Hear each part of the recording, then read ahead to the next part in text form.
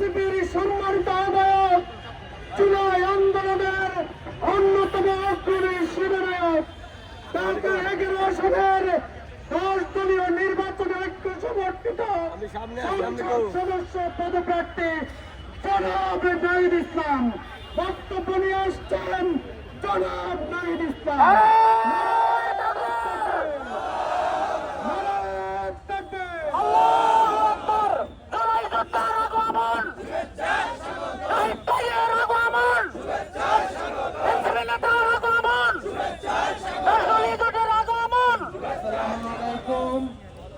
প্রিয় সংগ্রামী উপস্থিতি,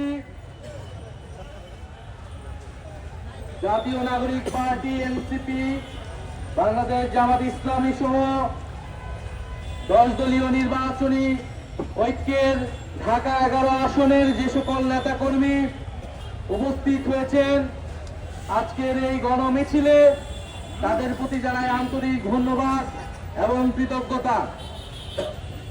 আজকের আমাদের এই গণমিছিলে উপস্থিত আছেন বাংলাদেশ ইসলামী ছাত্র শিবিরের সাবেক কেন্দ্রীয় সভাপতি, শ্রমিক কল্যাণ ফেডারেশনের মহাসচিব এবং এই ঢাকা 11 আসনে জামাত কর্তৃক মনোনীত প্রার্থী অ্যাডভোকেট আতিকুর রহমান আতিক। অ্যাডভোকেট আতিকুর রহমান আতিক এই ঢাকা 11 আসনে দীর্ঘদিন ধরে জনগণের পক্ষে কাজ করে গিয়েছেন, জনগণের সাথে মিশে গিয়েছেন। অ্যাডভোকেট আতিকুর রহমান যেই ইনসাফের, যেই দুর্নীতিমুক্ত, সন্ত্রাসমুক্ত ঢাকা 11 প্রতিশ্রুতি দিয়েছিলেন, সেই একই প্রতিশ্রুতিকে বহাল রেখে আমি ঢাকা 11 আসনে 10 দলের পক্ষ থেকে আমাদের নির্বাচনী কার্যক্রম আনুষ্ঠানিকভাবে শুরু করছি।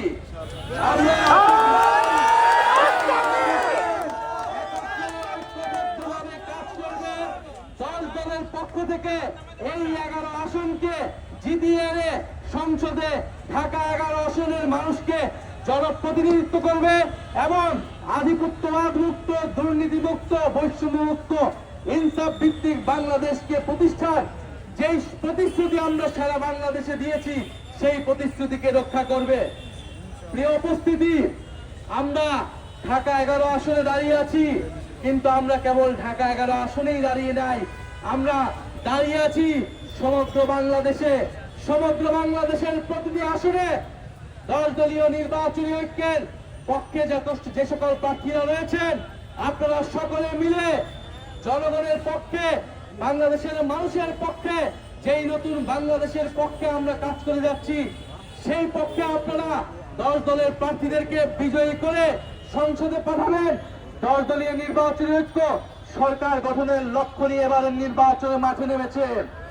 আমরা মনে করছি বাংলাদেশে গণ-অভ্যুত্থান পরে যেই নির্বাচন, 16 বছর ফ্যাসিবাদী ব্যবস্থার পরে যেই নতুন নির্বাচন, যেই নতুন বন্দোবস্ত প্রতিষ্ঠার জন্য, যেই গণতন্ত্র প্রতিষ্ঠার জন্য, ইনসাফ প্রতিষ্ঠার জন্য এই নির্বাচনকে সফল করতে হলে, এই নির্বাচনের মাধ্যমে বাংলাদেশকে এগিয়ে নিয়ে যেতে হলে 10 দলীয় নির্বাচনী ঐক্যকে বিজয়ী করা ছাড়া কোনো বিকল্প নেই। প্রিয় সংগ্রামী বন্ধুগণ, বাংলাদেশে আমরা গণ-অভ্যুত্থান করেছি, হাজারো মানুষ শহীদ হয়েছে, রক্ত দিয়েছে। এই বাড্ডা, ভাটারা, রামপুরা এলাকায় ছাত্র জনতা রক্ত দিয়ে, জীবন দিয়ে ফ্যাসিস্টদেরকে প্রতিহত করেছিল। আমরা গণ-অভ্যুত্থান করেছিলাম কেবল একটা সরকার বদলের জন্য না। এক হাসিনা চলে যাবে, নতুন হাসিনা তৈরি হবে, এর জন্য আমরা কেউ রক্ত দেই নাই, জীবন দেই নাই। এক চাঁদাবাজ চলে যাবে, নতুন চাঁদাবাজ তৈরি হবে, এর জন্য আমরা রক্ত দেই নাই।